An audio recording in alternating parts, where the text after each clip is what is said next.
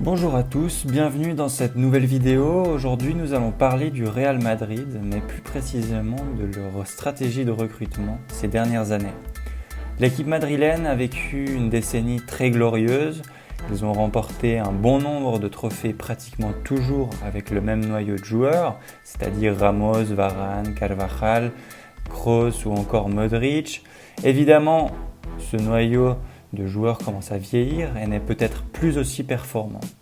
Le Real a donc décidé de miser sur la jeunesse lors de ces derniers mercatos. Alors est-ce que c'est une stratégie payante de mélanger jeunesse et expérience ? Est-ce que le Real a recruté finalement les jeunes qu'il fallait ? Et pour finir, quels autres impacts le recrutement de jeunes pépites pourrait avoir sur les finances du club ? C'est tout ce qu'on va voir dans cette nouvelle vidéo, c'est parti. Voyons en premier la stratégie générale de recrutement du Real Madrid. Pendant longtemps, nous avons été habitués au mercato galactique du Real. Chaque été, on voyait les meilleurs joueurs du moment signés à Madrid, comme par exemple Kaká, Ronaldo, Robinho, Cannavaro, etc. Depuis maintenant 3 ans environ, on remarque que Pérez, le président du Real, a changé de stratégie.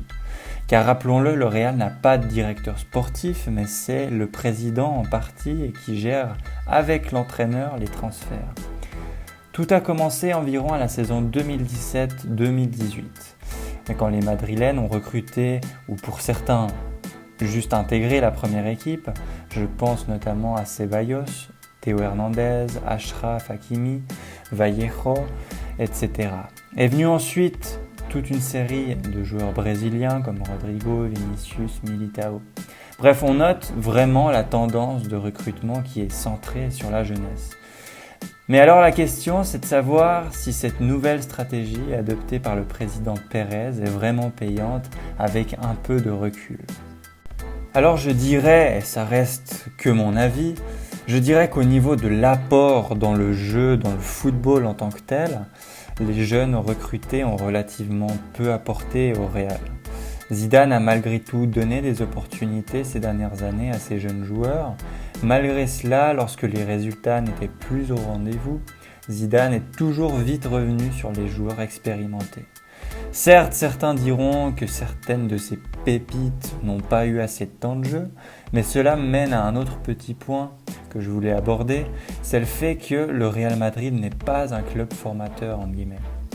Ce que je veux dire par là, c'est qu'une équipe comme le Real ne peut pas prendre le temps de former les jeunes joueurs comme le ferait très bien un club comme le Borussia Dortmund ou encore Lille en France. Au Real, les résultats, les titres sont impératifs. C'est pour cela qu'ils cherchent tout de suite la performance du joueur. C'est peut-être pour cela que les critiques tombent sur Zidane à propos du manque de temps de jeu de ces jeunes.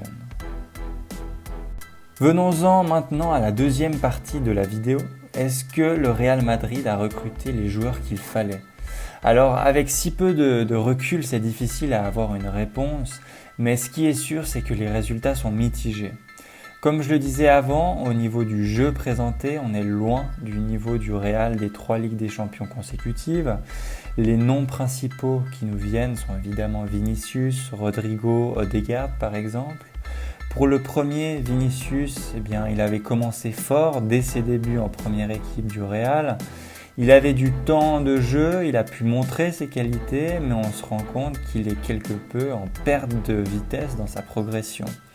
N'oublions pas qu'il avait été mis beaucoup en avant lorsque le Real n'avait plus rien à se mettre sous la dent, entre guillemets, c'est-à-dire qu'on se trouvait juste après le départ de Ronaldo et l'attaque se retrouverait vraiment affaiblie.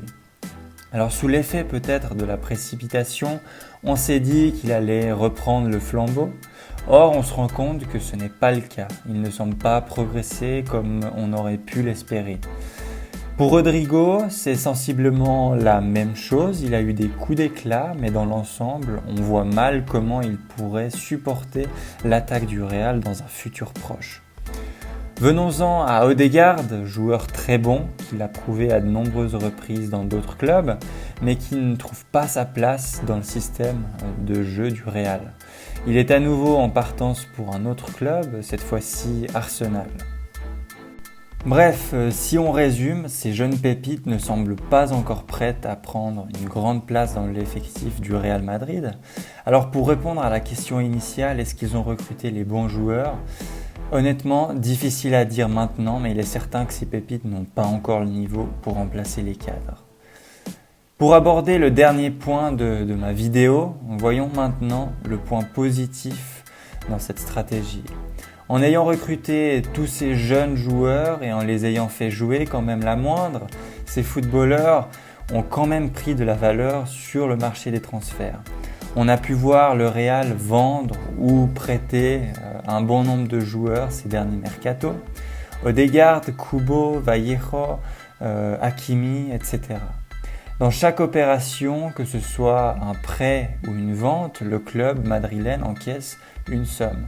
Ce sont des revenus qui ne sont pas à négliger, surtout en cette période de pandémie. Par exemple, sur le récent prêt d'Odegaard, le Real Madrid a encaissé 2 millions. Certes, ce n'est pas beaucoup, mais cela permet d'avoir des revenus tout en gardant la possession du joueur. Voilà, on a fait le tour de cette stratégie que le Real Madrid a commencé à utiliser. On a pu voir que cela n'a pas été très positif sur le jeu en lui-même, mais permet tout de même de gagner des sommes d'argent qui s'additionnent. On remarque bien là tout le business que le foot est devenu ces dernières dizaines d'années. Alors, est-ce que cette stratégie va payer à long terme? L'avenir nous le dira. En tout cas, je vous laisse donner votre avis dans l'espace commentaire. Et sur ce, je vous dis à bientôt pour une nouvelle vidéo.